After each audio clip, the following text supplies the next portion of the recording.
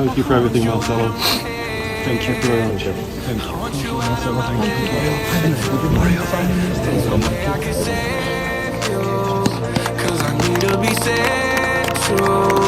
I'm no good at goodbyes. We're both acting insane, but you're stubborn to change. Now I'm drinking again. 80 proof in my veins and my fingertips stained. Looking over. Et bienvenue dans la quotidienne, tout le monde, ça y est, l'aventure est terminée, donc on le savait depuis quelques jours. Pour Marcelo Bielsa, à Leeds, il aura quand même passé 3 ans et demi au club, il est considéré comme un héros depuis qu'il a fait remonter Leeds en Première Ligue il y a 1 an et demi. D'ailleurs, son départ passe plutôt mal du côté des supporters et même des joueurs de Leeds. Mais aujourd'hui, ils sont 16e de Première Ligue et il reste sur 4 défaites consécutives. On lui souhaite malgré tout un bon vent à Marcelo Bielsa et on a hâte de voir s'il va rebondir, s'il rebondit. Ce sera peut-être en Espagne où l'on parle beaucoup, mais alors beaucoup, d'Ousmane Dembélé. Oui, en ce moment, il est sur toutes les lèvres, l'attaquant français en Catalogne, encore plus depuis son but et ses 2 passes D le week-end dernier. Sport tenait aujourd'hui le place en une. Notre ami Ousmane Dembélé, on nous dit prolongation envisagée. On y apprend que Laporta souhaite que Dembouz reste en Catalogne alors que le joueur aussi se voit toujours continuer avec le Barça. Sport croit savoir que Dembélé mise aussi sur Xavi pour débloquer la situation. Bref, on n'a pas fini d'en parler, mais petite question du jour. Vous, est-ce que vous aimeriez le voir rester au Barça, Ousmane Dembélé, ou alors il serait mieux dans un autre club? Il faut qu'il parte à la fin de la saison. Vous nous dites tout. On en reparle demain. Avec toi, mon gars Clément, ou avec Julien, avec qui? Je sais pas. Tu sais pas, voilà. On en reparle demain avec je sais pas.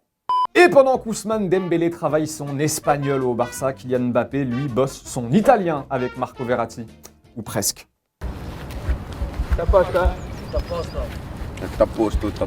Je comprends rien à l'italien. T'as posto, papa posto, je sais pas quoi. Je comprends rien. Allez, football vrai, le ballon comme tous les jours, direction l'Espagne. Pour commencer aujourd'hui avec l'affiche entre Malaga et Cartagène, golasso des Chilenas signé Shinji Okazaki pour Cartagène dans les dernières secondes du match alors que son équipe était menée 1-0. Rescatar un punto para el Cartagena.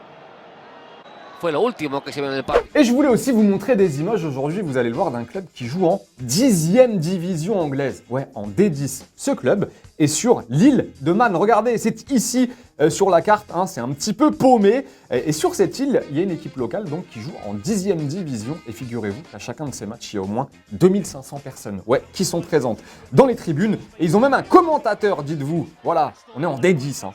Whitley to deliver into the centre. It's a short goal, headed in! Oh, unbelievable! The 3-1 down! SC Alabama lead by 4 goals to 3! Et en parlant d'Angleterre, on vous demandait hier si c'était la faute de Thomas Tuchel, la défaite au tir au but lors de la finale de la Coupe de la Ligue entre Chelsea et Liverpool. Mitok nous dit Tuchel n'est pas responsable lors de la Supercoupe face à Villarreal. Kepa, oui c'est vrai, il était aussi rentré pour les tirs au but et il avait permis à son équipe de l'emporter. Donc c'est dur de lui en vouloir pour ce match. Mathis nous dit on ne sait pas si Mendy aurait fait mieux. La décision de Tuchel est compréhensible sachant que Kepa l'a déjà sauvé effectivement lors de séances de tir au but. Et une séquence émouvante à présent postée par le club de Benfica. L'entrée en jeu de l'international ukrainien Yaremchuk, c'était face à Guimarães. Il a reçu une ovation de la part de tout le stade et vu le contexte actuel, ça l'a profondément touché et on peut largement le concevoir.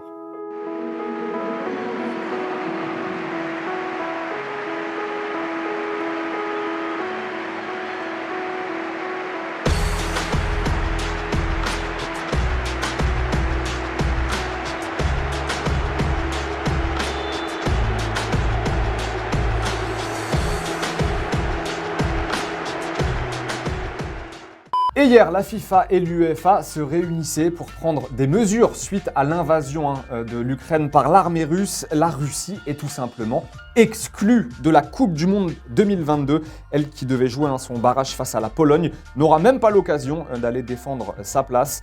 Les compétitions organisées par l'UEFA aussi. Fini, la Russie, le Spartak Moscou, par exemple, qui devait affronter Leipzig en 8e de finale de Ligue Europa, est donc exclu de la compétition et les Allemands sont automatiquement qualifiés pour les quarts de finale.